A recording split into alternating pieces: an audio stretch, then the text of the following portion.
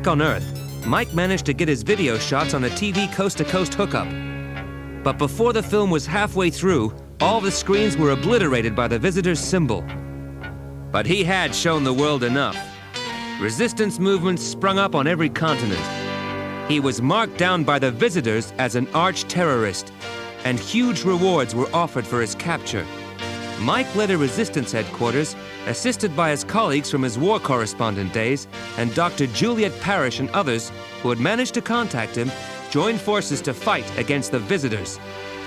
While the resistance fighters knew they were up against a ruthless, hideous race of alien invaders, they also came to learn that not all of them were bad, that some resented and rebelled against John and Diana's cruelties. In fact, there were cells of Visitors' fifth columnists on the mother ships who wished to overthrow Diana and take friendly measures with Earth. The leader of these fifth columnists was a Visitor called Martin. He made contact with the resistance movement, and without his help and that of other Visitor fifth columnists, the resistance cause would have been hopeless. It was Martin who was responsible for Mike's second secret visit to the mothership. He had shown him great tanks in the hold of the spaceship. Mike had asked, "What's going on, Martin?" The tanks are full of water. Water? Why water? Pure H2O is the rarest and most valuable commodity you can imagine. One of the first resources industrial society pollutes. You've already started on Earth. We need your water desperately to save us. Indeed, we need everything you've got. But you've been taking water from our reservoirs. We would have shared it. Some of us wished it to be that way. Our leader wants it all. Everything you have. Everything. But Martin, the Earth will be a desert. Our people will die. No, we are taking your people too. Everything. Water, animals, humans. Mike gasped. Humans? So that's where the people of San Pedro and... Martin nodded sadly. Preserved to take back with us. Diana perfected the system. Martin put his arm on Mike's shoulder. Before we came, we thought your Earth was full of sub-animal creatures. Now we know otherwise. That's why we fifth column people want to cooperate with you.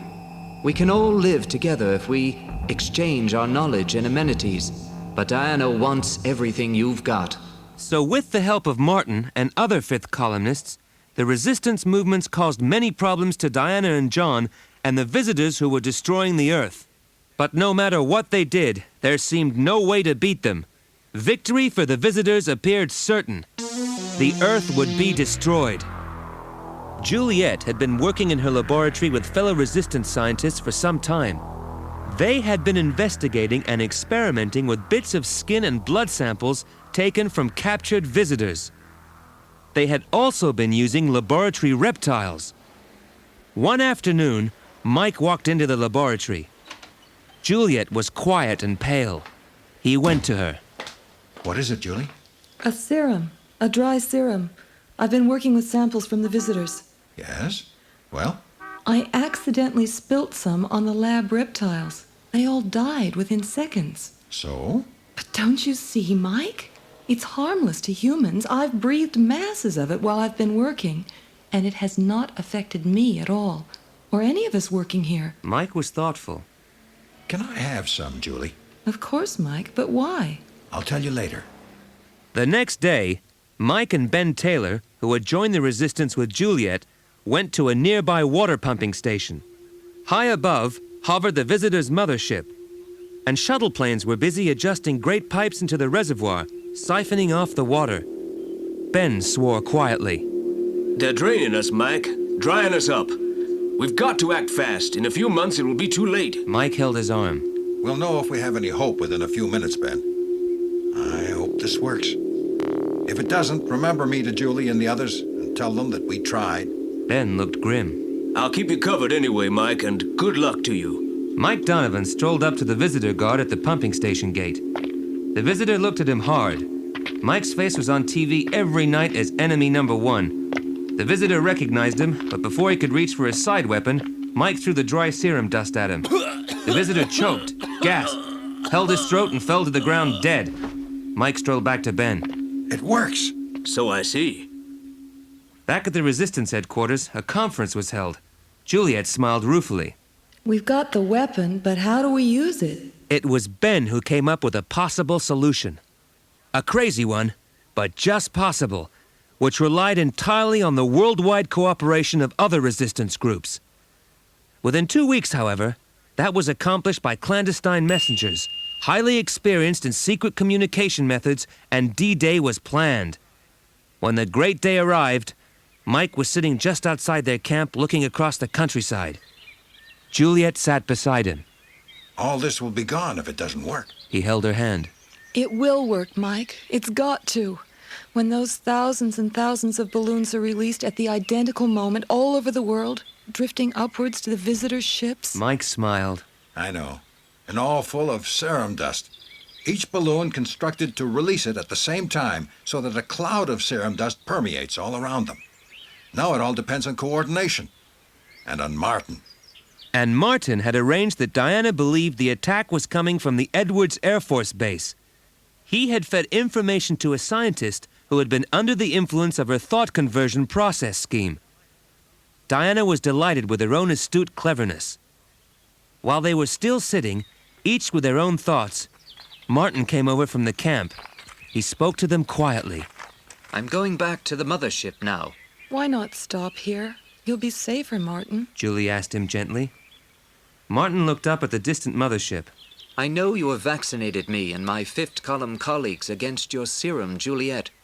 I know it would be easier to stay here and watch. I know also that we have managed to convince John and Diana that an attack is being made on them by Air Force planes, and that they will never suspect a mass of toy balloons until it is too late. Mike stood up and looked him in the eyes. Well? Martin put his hands on Mike's shoulders.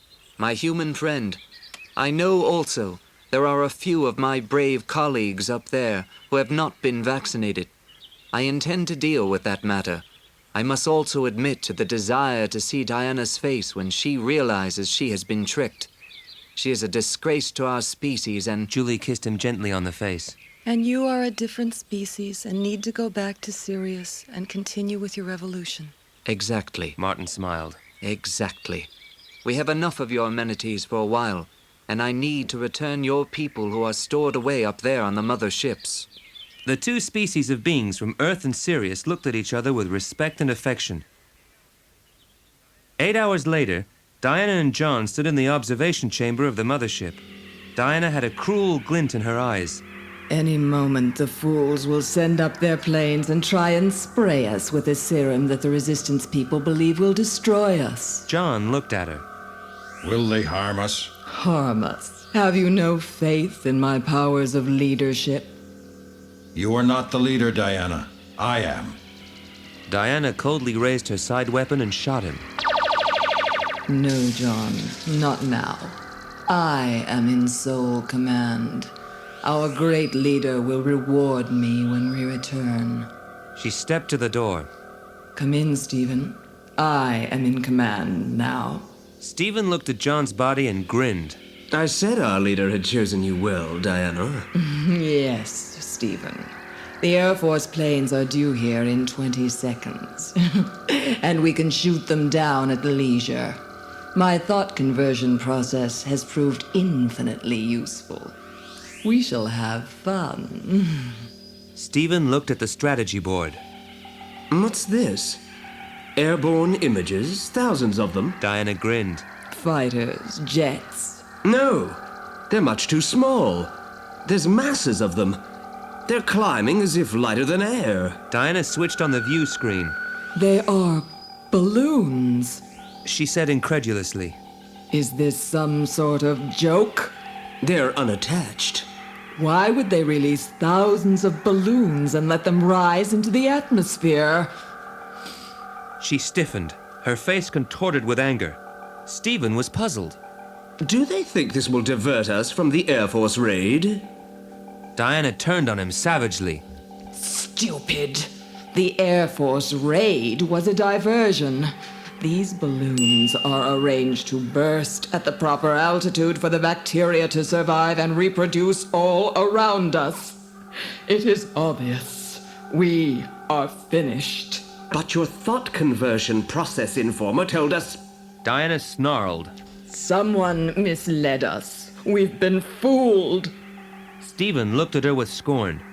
I thought you had powers of leadership. Dinah snapped back. We are all right so long as we are in here. The serum cloud cannot get in on us. She started to cough. Stephen clutched his throat. A final look of hatred came over Diana's evil face as she saw Martin enter with his fifth column colleagues and calmly continue to open all the vents, allowing the cloud of reddish-tinged dust to permeate the mothership.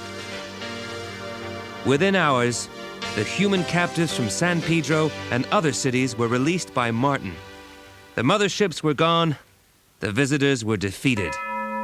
But everyone knew the vital role that Martin and his followers had played. Juliet sat by the old resistance camp holding Mike's hand. She looked up at the infinite depth of the sky. It shows that any race or creed or even species can live together if there is goodwill.